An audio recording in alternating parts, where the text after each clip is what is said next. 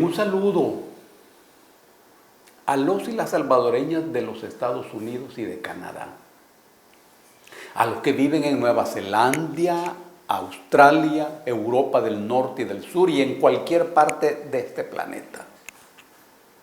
Y también a los y las salvadoreñas que estamos en este país lindo y hermoso.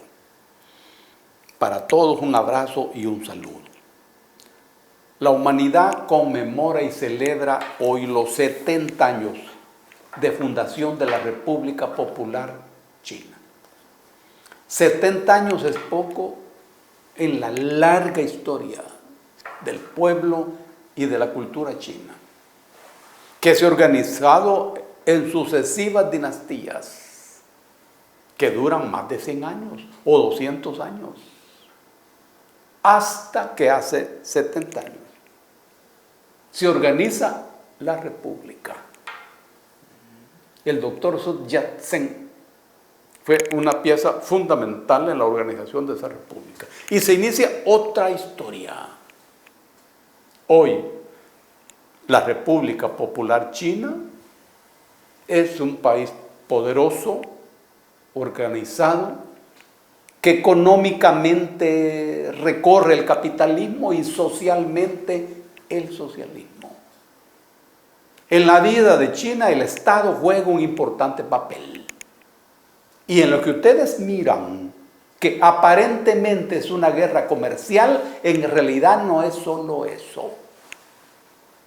Es una confrontación de modos de hacer la economía y de modos de poner la economía o al servicio de la gente o al servicio de una cúpula. Esa es la confrontación que aparece entre Estados Unidos y China. Saludamos al pueblo chino. Saludamos a su partido comunista, saludamos a su presidente Xi Jinping, a la dirigencia y al pueblo chino en general. Un abrazo en los 70 años. El mundo está de duelo con la muerte de Camilo VI y de José José. Los artistas son los que están más cerca de Dios, porque mueven las células y los átomos más íntimos y profundos del ser humano.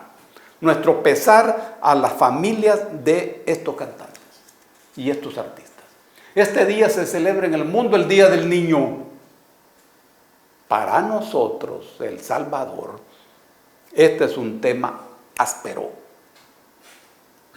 Porque el que empieza a vivir y el que termina de vivir son abandonados en esta sociedad.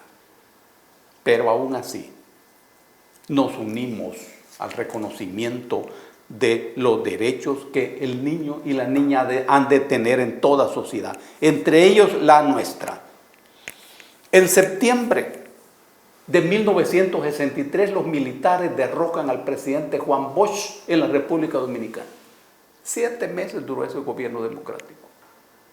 Y menos de 2 años después, en abril de 1965, las tropas estadounidenses invadieron la República Dominicana. Y se inició otra etapa de la historia.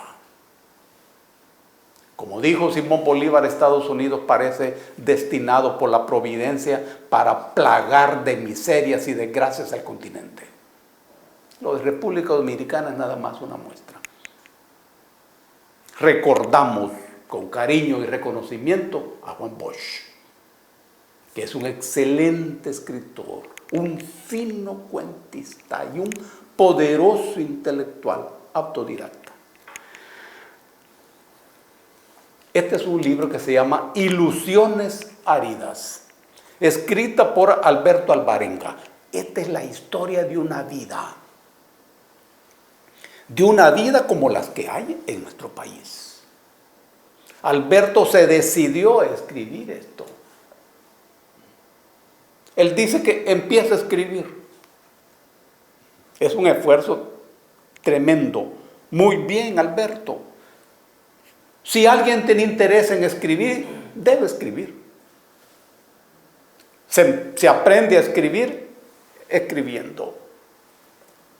Busquen esto.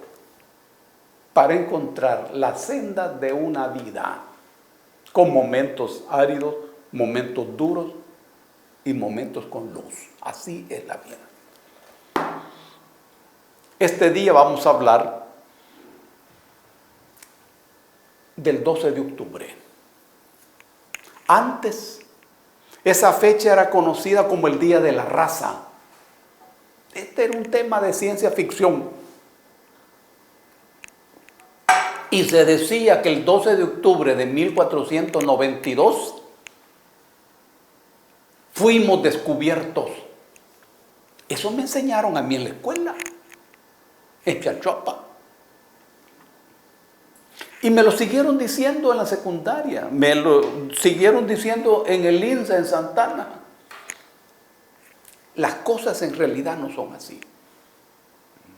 Porque el día en que los castellanos llegaron a nuestras tierras, en 1492, significa una puñalada en la oscuridad o un asalto en despoblado. A nosotros nadie nos descubrió. Nosotros no estábamos por ser descubiertos por nadie. Simplemente éramos pueblos diferentes a los pueblos que nos invadieron. En octubre no hubo ningún encuentro de culturas.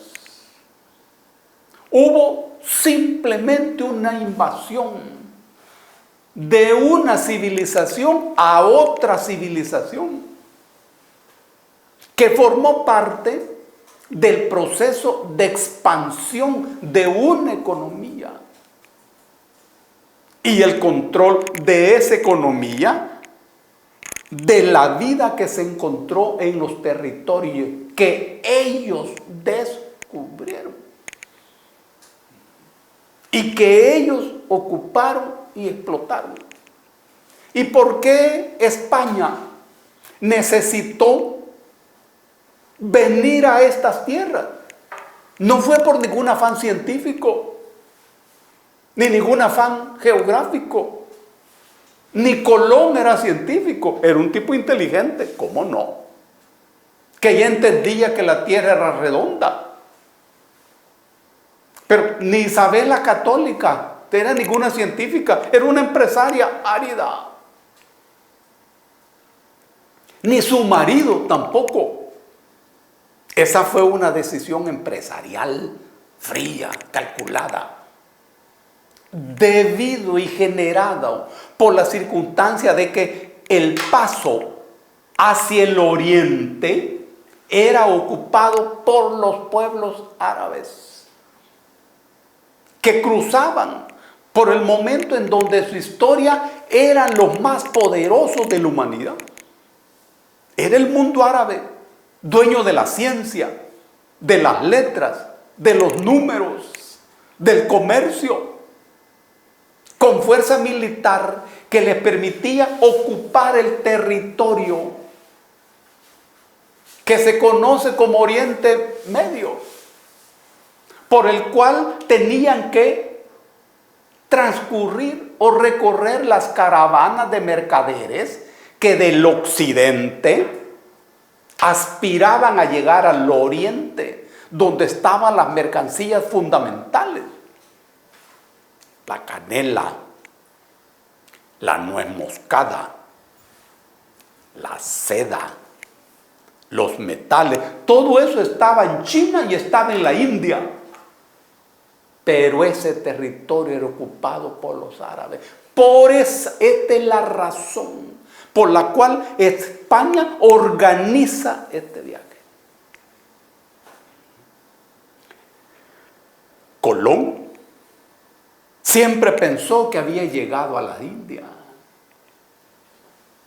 No tuvo tiempo en su cabeza ni en su vida para darse cuenta que con lo que se había encontrado era otro territorio y otro mundo, diferente al mundo sangriento, salvaje del que él venía. En ese momento, Los invasores europeos empezaron a imponer su economía, a imponer su religión, a imponer su civilización. El sistema religioso y nuestra cosmogonía era diferente. No expliquemos si era mejor o no, era diferente. Nuestro idioma era diferente. Nuestra lógica de entender el mundo era diferente. Y estábamos recorriendo una etapa de la historia que formaba parte de nuestro propio proceso.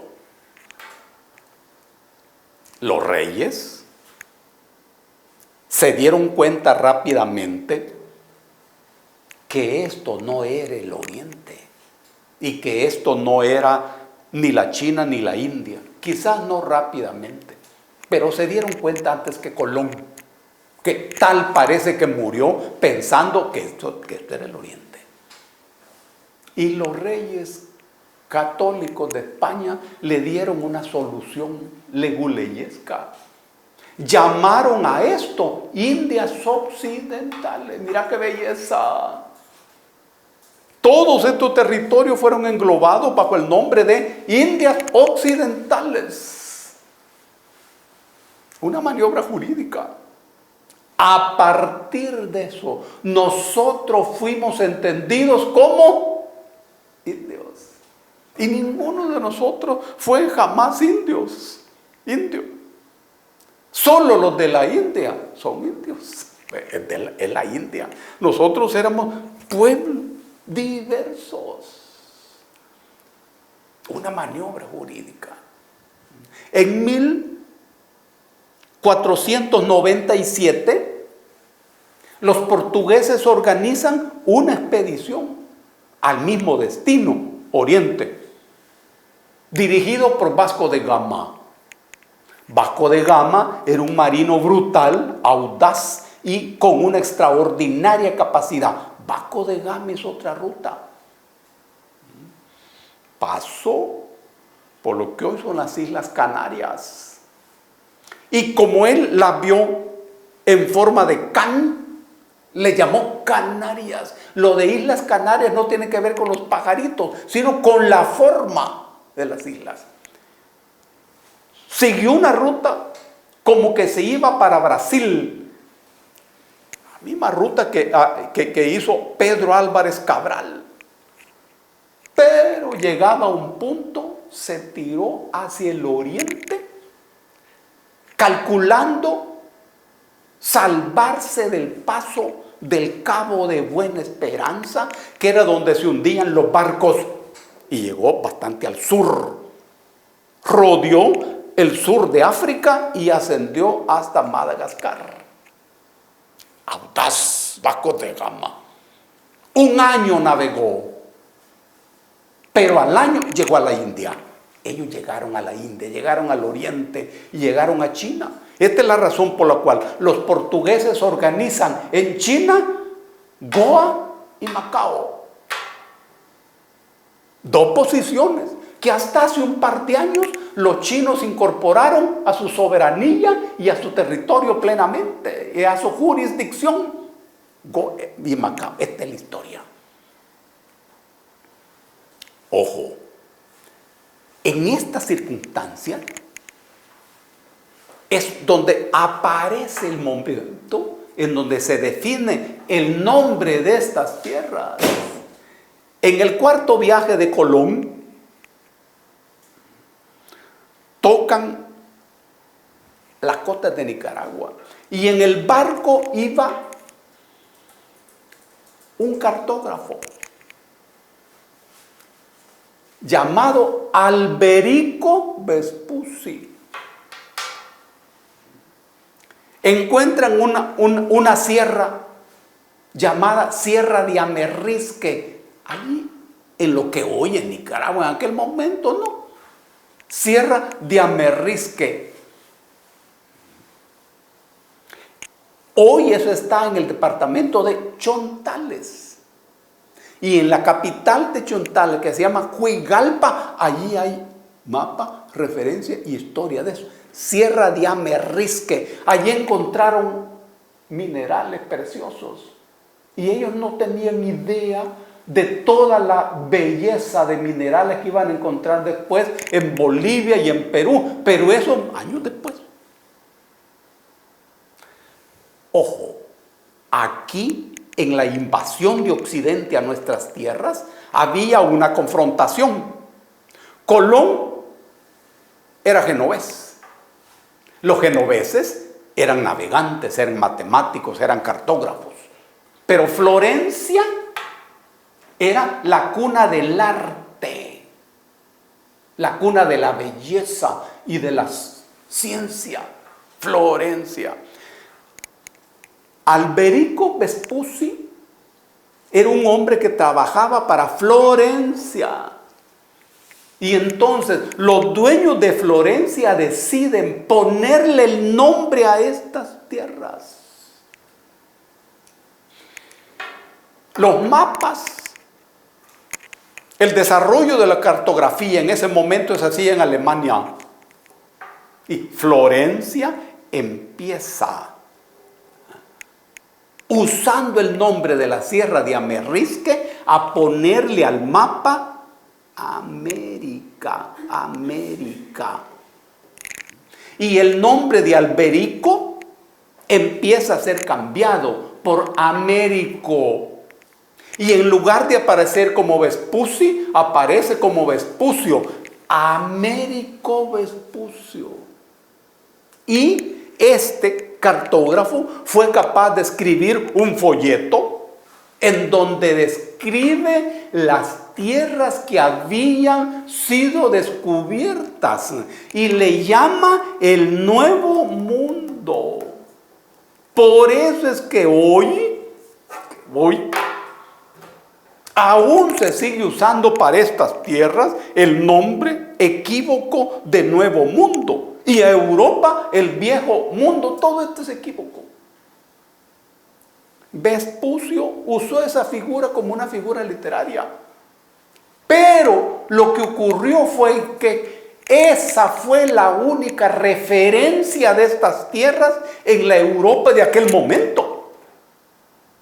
Y la gente no sabía que Américo Vespucio no era el navegante ni era explorador, sino que era el cartógrafo. Pero su nombre se convirtió en una especie de símbolo. Ojo, el texto de Américo Vespucio hay que conocerlo. Es un texto justo y equilibrado que contiene críticas a las monarquías. Por eso no se conoce mucho. Por eso no se conoce mucho. Y entonces, en los mapas que se empezaron a producir, Florencia impone el nombre de América. Esta es la historia. Esta es la historia del nombre de este continente. No tiene que ver con nuestra historia real. Es Europa quien impuso esto. Incluso, como aquí se trató una conspiración, hasta Nicolás Maquiavelo participó. Maquiavelo, que en ese momento estaba trabajando con los Medici, que era la familia poderosa que dirigía las cosas en Florencia. Sometidos a la lucha de los poderes en Europa, aparece el nombre del continente y las vías de conocimiento de nuestra realidad.